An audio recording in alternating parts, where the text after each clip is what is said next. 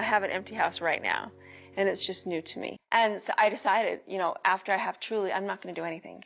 I'm just not. I'm just going to be a mom and see what that feels like. I don't know. People are good. People are open-minded, you know, so much more than we would assume. That's just what I see. I think people are great, and I think people's minds are exactly where they need to be for us to be able to say, hey, this is our family, and you're going to find things that you really like about it. Hi, besties.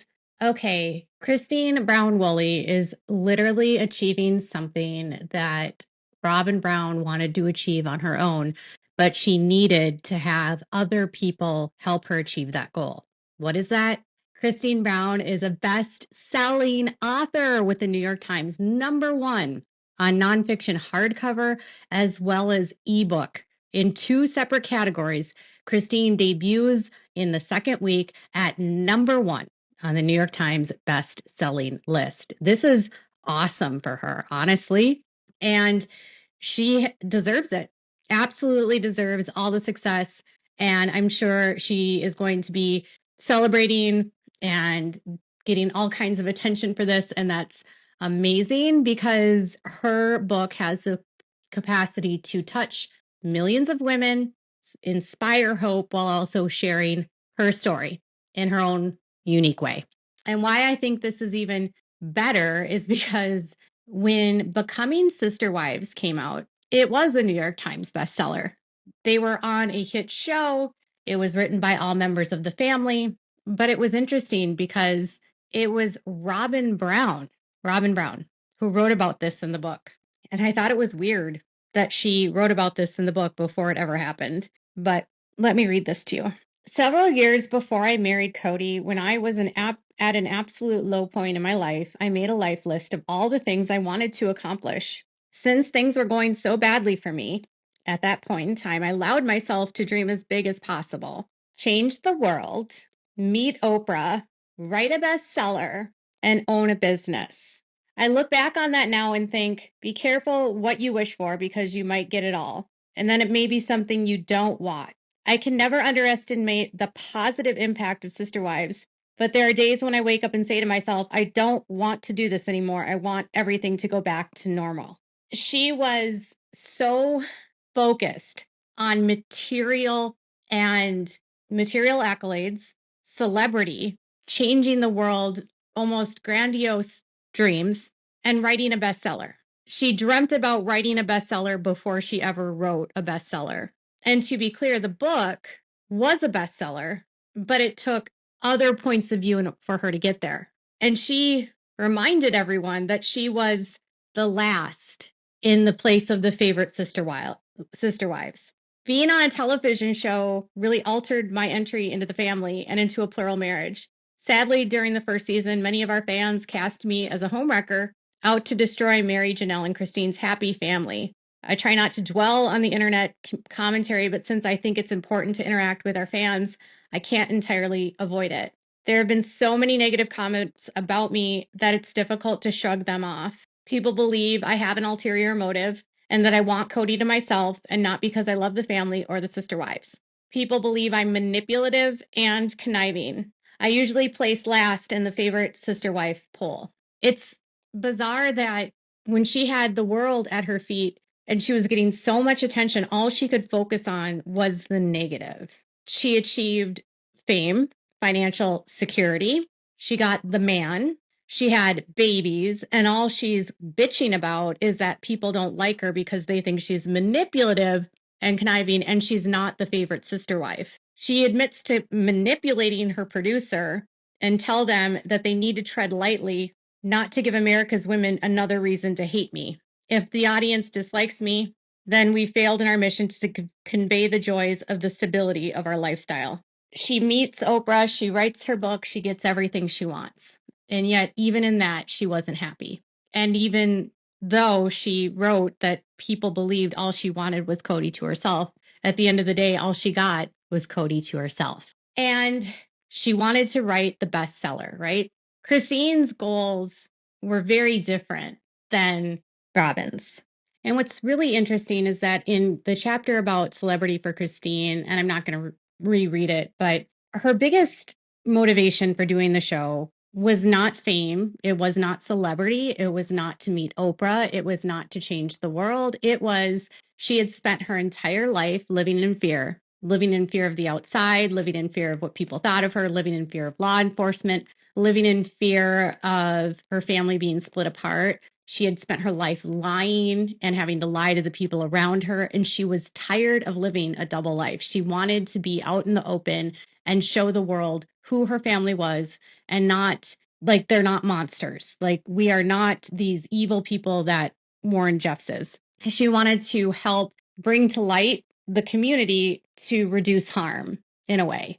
Her motivations were not based on fame, and they certainly were not based on the celebrity aspect or writing a bestseller like Robyn. They were more about so she could live in a more free world, so that her children could live in a more free world. And she spoke about how the show, while challenging and having to learn about the media training, she talked about learning media training through her work at Principal Voices, where she learned how to answer questions and just answer enough, but don't dig too deep into the surface, to give enough of an answer, but just don't go deep, which is what she's been doing for so many years. She's trained to just give you the high level.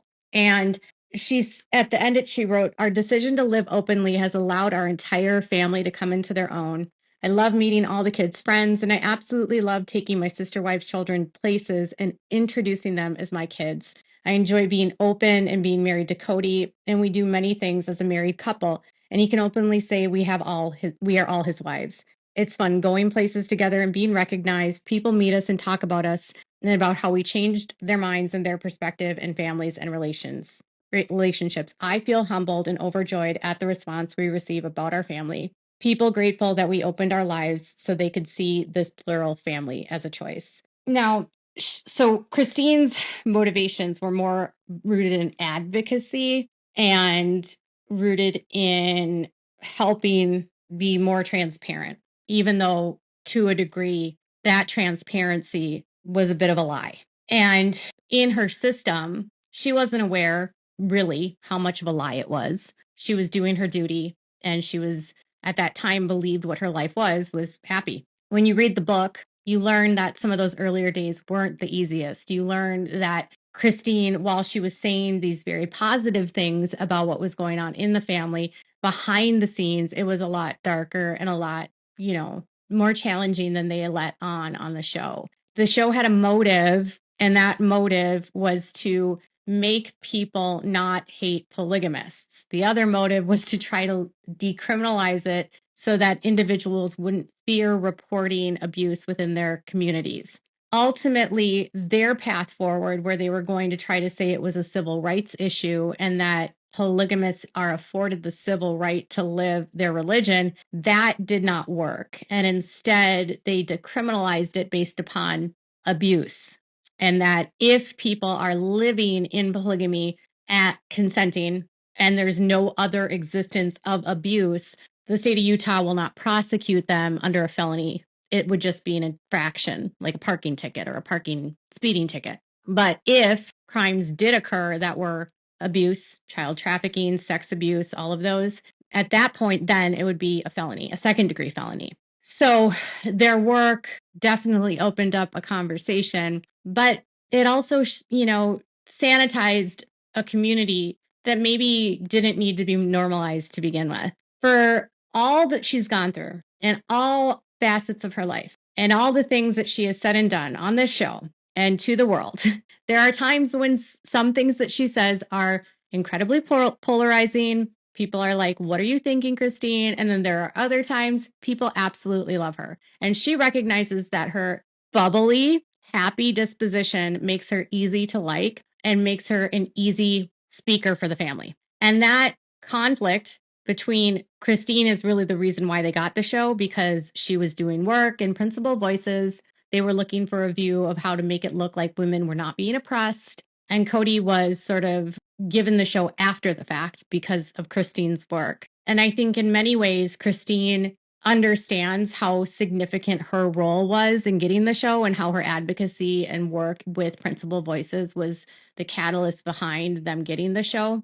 That I understand why she feels in a way, a sense of ownership over the show. Not that it's her show, but she does say in her book that Kody always says that it was his show and the story was about him. And she never thought it was like that. She viewed it more as a family. It's hard to like in a system like that. The show itself was a man and 4 wives, right? So he was the center of it, and all the women revolve around the man. So maybe the show is about Kody, but it wasn't really, and it still isn't. And I know we're not supposed to compare the women, and we're really not supposed to make this about revenge. But sometimes when you've gone through a really, really, really hard time and you have had a very abusive ex who used you and abused you and used your children and threw them away, sometimes the very best revenge you can get is success, right? And the best validation you can get when you write a book is that it's a bestseller, a New York Times bestseller. In order to hit the list, you have to move more than 5,000 books in a week, which I know sounds wild because only 5,000 books? But, back in the day, that was a lot. Hardcover books, it's hard to sell that. Most books don't ever get to that 5,000. It's crazy if you think about that. But they also have to have not just 5,000, but then they have to meet certain other criteria. It's based upon also the impact of this within the other releases. We've seen other people that have been on the show get New York Times bestsellers. And certainly if you are famous and you have a